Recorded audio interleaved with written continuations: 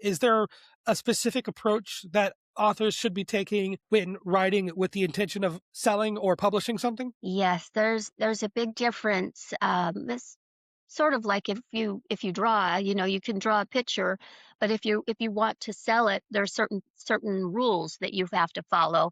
So when I was 8 years old, I wrote my first poem, and I've been writing ever since. I wrote a short story when I was 10, I think, and my picture book.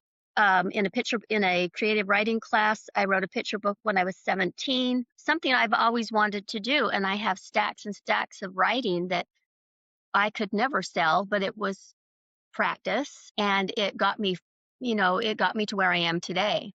As far as writing for publication, there are word counts, there are certain rules that you can't have the child doing anything dangerous, of course. There are all sorts of rules that you have to put in place.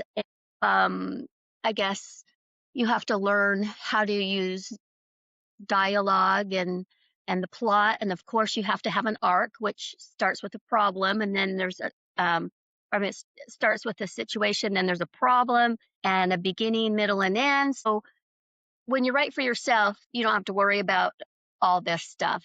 And even when you do write it for publication, you send it in to your agent, and she sends it to an editor. And then if they want to make an offer, oftentimes they will ask you to revise again. Even though you think you have it pretty well honed in, oftentimes that's quite not quite what they're looking for, or they want to go in another direction. So yeah, you have a lot more revising too when you're writing for publication.